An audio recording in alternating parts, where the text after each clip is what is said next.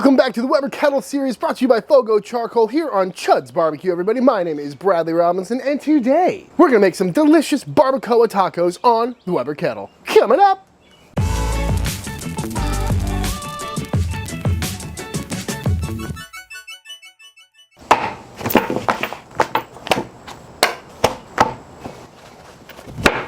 This is some beef cheek meat.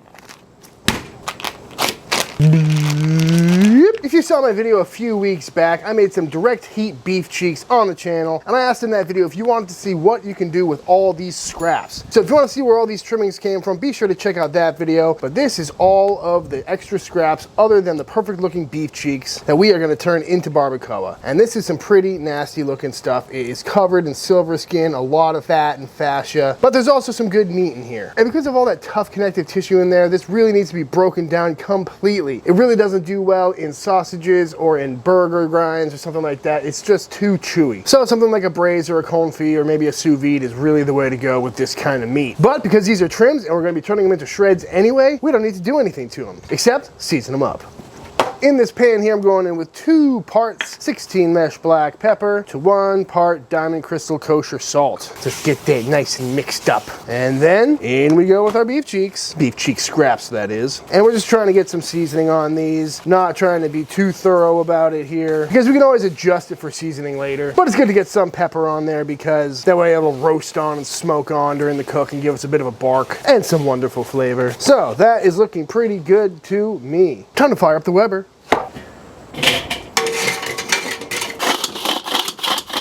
Going in with some FOGO premium charcoal. A few chunks of wood, any wood will do here. This is pecan. We're doing the snake method yet again, which means basically I've lit it on one side and it's just gonna kind of burn this way. That way we don't have to attend the fire too much and get some lovely smoke on the meat. Got the slow and sear in here, water pan removed. I would have put it in if I remembered, but I forgot, and I don't really think a water pan makes that much of a difference anyway, especially with a cook like this. But this seems to be nicely caught, smoking away. As you can see, I've also got the little cast iron doohickey down in there. That's gonna help direct airflow and catch any grease, because there's gonna be a lot of grease from this cook. But other than that, all we need to do now is throw on the barbacoa. No real rhyme or reason to it, folks. This is a very forgiving cook because most of the important cooking is gonna happen overnight. Right now, we're just trying to get a little color on it, get some smoke on there, dry out some of the moisture. But you can really do this however you like. You could do it at 200 degrees for a couple hours and finish it off however you like. You could do hot and fast. This stuff is super forgiving. Because again, this is all gonna be shredded together at the end. So if this part gets extra barky and this part doesn't, it's gonna be fine because it's all gonna be mixed together. That being said, I'm gonna rock this around 275, 300 degrees for probably 3 hours, maybe 4, just until these cook up a little bit, get some good smoke on them, and then we'll take it from there. Bottom vent's wide open, top vent's wide open. If it starts to shoot up in temp, I will adjust the bottom vent before I touch this one. That way we get plenty of smoke coming out and it doesn't get too dirty smoky in there. About 3.5 hours later, and this barbacoa is looking fantastic. Nice and crusty, looking real good. And I must say, this has been the easiest cook I've done yet on the channel. Fire's burned to about here. It held right around 275, 300 the entire time. I didn't even look at it. I went inside, edited a video, watched a movie, and I came back out because again, you really don't need to worry too much about this stuff. If it's spiked real high, it'll be fine. If it dropped too low, it'll be fine. We're just trying to get some color and some smoke on there. And that has been achieved. So now it's time to finish these off. So as I mentioned earlier, there are a few different ways to finish these off. You can pop them in a sous vide bag with some beef fat, like I did to the direct heat beef cheeks, where all these scraps came from. Down at Leroy and Lewis, they throw it in a big tub full of beef fat and pop it in an oven at around 200 degrees overnight. You could wrap them in foil or banana leaves. I've done that before, works really well. But today, we're gonna try to do it in a crock pot. Because again, this is full of connective tissue and fat and collagen that wants to break down, but we need to do that low and slow. So I can't think of a better vessel than the old crock pot. In we go. Boop. Hoping it all fits. Look at that, it all fit perfectly, I might add. Could even fit a little more in there. And now we're gonna go in with some Wagyu beef fat. There's plenty of fat in this meat that will leak out, so you don't need to add too much, but a good healthy couple of spoonfuls just to get it going. Make sure nothing burns on the bottom. is what you want to do. On with the lid. I'm gonna plug this in. I'm gonna start it on low. I believe that's right around 200 degrees, which should be perfect. So I'm gonna let this go overnight. It should be good in the morning. So I'll see you then. One overnight later. Let's see how this barbacoa is looking. Ooh, looking good. You can see it all shrunk down and is now completely submerged and ooh, looking, oh, we fogged up the lens. As you can see, it is nice and shreddy. We even got some nice smoke ring going on in there and it's just swimming in its own juices right now. There was not this much tallow in there last night. This is all rendered out of the barbacoa and this is feeling perfect. Very easy to shred. But before we shred this, I'm gonna keep it nice and toasty in here while we make some tortillas. Starting with some bread flour, some kosher salt, and some baking powder. Nice little mixy. Next up, we're going in with some more Wagyu beef tallow. I've tried all sorts of fat making tortillas, and that Wagyu beef tallow works the best. Even better than homemade tallow. Not sure why. Mix this up till it kind of looks like sand and it's kind of clumpable. Perfect. Now we're gonna go in with some warm water. Just gonna let this knead for a little bit. Looking good to me. I'm gonna let this rest for a good 30-45 minutes. Right in here. Once rested, out we come. Give it a few kneads, and there we have it. A beautiful, nice, supple ball of tortilla dough. Now we need to form them into little dough balls. Such a nice dough to work with. Good tortilla size for me is about 50 grams. You don't have to be exact, and you don't have to weigh them. You can make these whatever size you like. But if you want them all to be consistent and have a nice stackable appearance, weighing them out is a good way to go about it.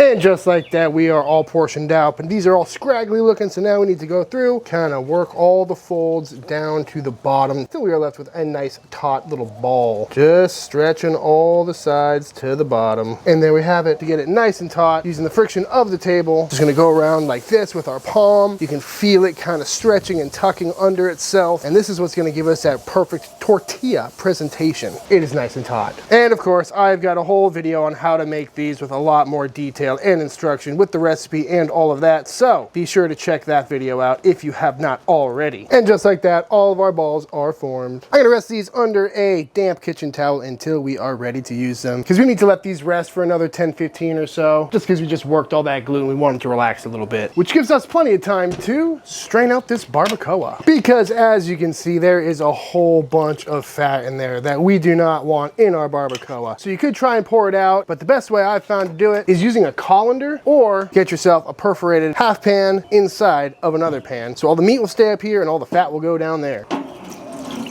Just gonna pour it all in there. And at this stage, you can get in there with your tongs and really break it all up. Maybe get some forks in there, because there's all these fat globules in there that we really wanna break up and give this a nice shred. Oh God, we're fogging up again. There's all these fat globules in here that won't render out unless we kind of squeeze them and agitate them a little bit. And also, this is really chunky at this stage, and there's nothing worse than a chunky barbacoa, in my opinion. I like to have that nice shredded look. So again, you can go in there with some tongs, you can push it with your hands or whatever. But a little trick they used to do at Leroy and Lewis is to bust out one of these, little hand mixer. This works perfectly.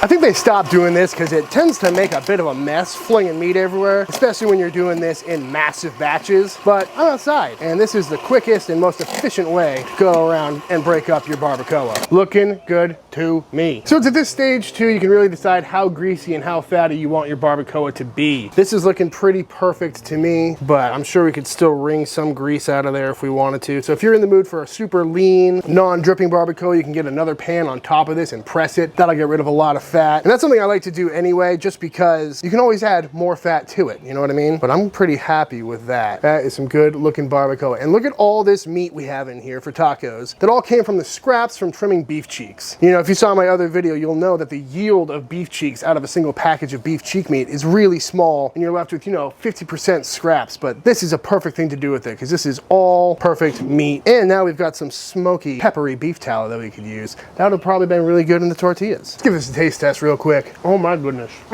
Oh man, that is perfect. Nice and smoky, nice and peppery. The mouthfeel is incredible because of all that collagen in there. Very smoky. That pecan smoke is not what I'm used to. Very good. But at this point, you could go in with some more seasoning if you like. If it's not salty enough, you know the drill, folks. And the best part about using a crock pot that's already dirty is you can put all your barbacoa right back in it and keep it warm for whenever you need to use it. I mean, just look at that. So good. So flavorful. Tell you what, next time you go to a party, make a big batch of this stuff, show up with the crock pot, plug it in, bring some tortillas and taco accoutrement. You're gonna be the real winner at that party. Tortilla time. Does it get any better than a freshly made tortilla, folks? I don't think so. I mean, would you just look at it? Ow! Not much of a taco squeal today. I haven't made tortillas in a while. Feels good. Oh, love it. Oh, we're gonna get full puff? Pretty close. Love it! It's just so light and fluffy. Oh, can't go wrong.